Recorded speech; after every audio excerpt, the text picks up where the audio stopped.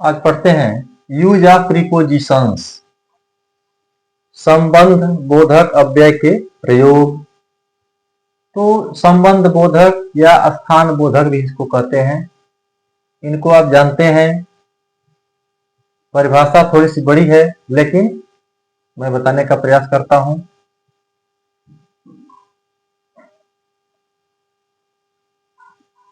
Prepositions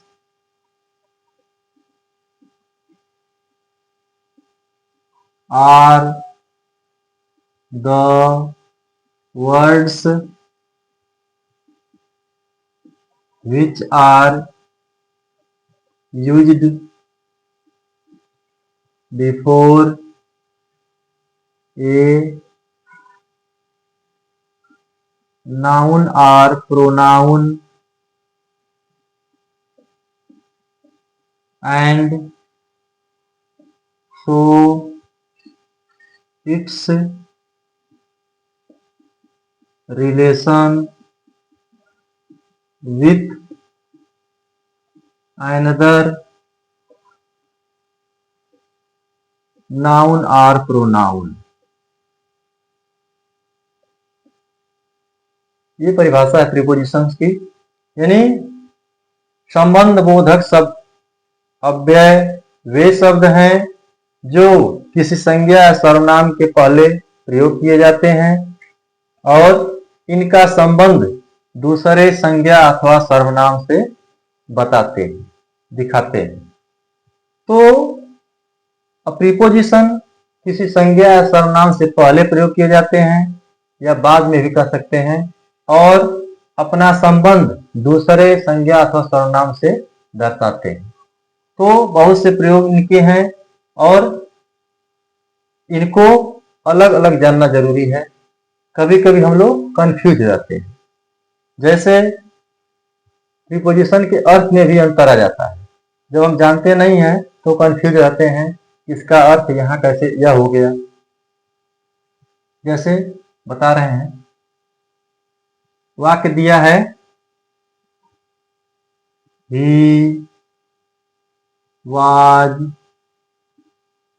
in the room। अब इसका अर्थ हो गया वह कमरे में था।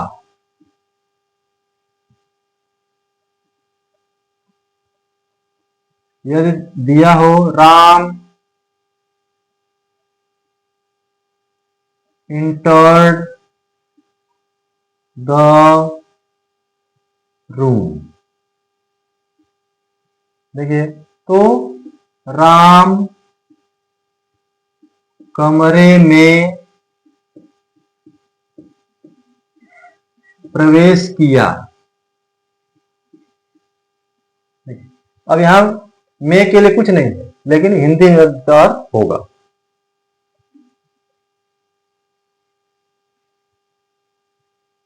She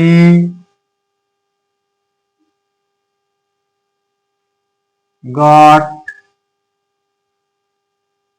into the class। She got into the class यानी वह कमरे में घुसी।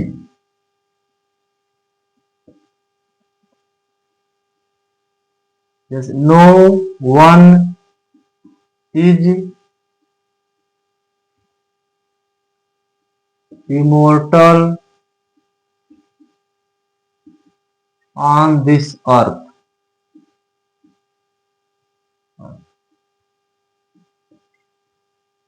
इस संसार में कोई अमर नहीं है।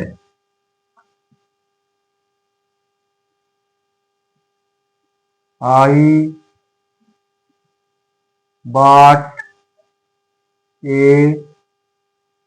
pen for 10 rupees. मैंने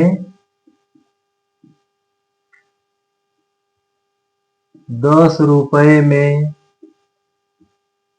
एक कलम खरीदा।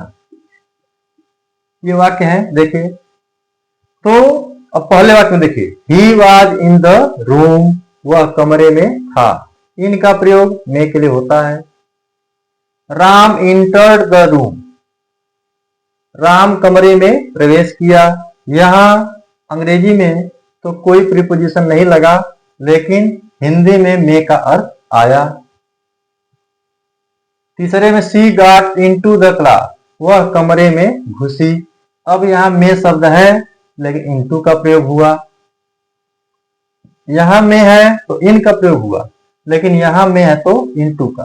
तो दोनों में अंतर है, जरूर थोड़ा सा अंतर है, इस अंतर को ही जानना है। चौथे वाक्य में देखिए, no one is immortal on this earth, इस पृथ्वी पर कोई अमर नहीं है, या इस संसार में कोई अमर नहीं है।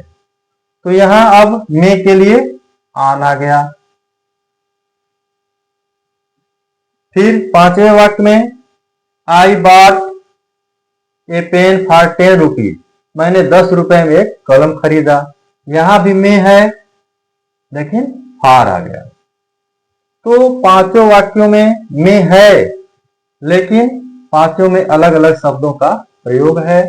इन बारीकियों को ही जानना जरूरी है, नहीं तो बार बार प्रीपोजिशन के प्रयोग में गलतियां होंगी और आप हमेशा कंफ्यूज रहेंगे परीक्षाओं में। इसी वजह से जो हिंदी से इंग्लिश में ट्रांसलेशन करते हैं उसमें मिस्टेक्स होती रहती हैं और आप कंफर्म नहीं हो पाते हैं कि मैंने कहाँ गलती कर दी।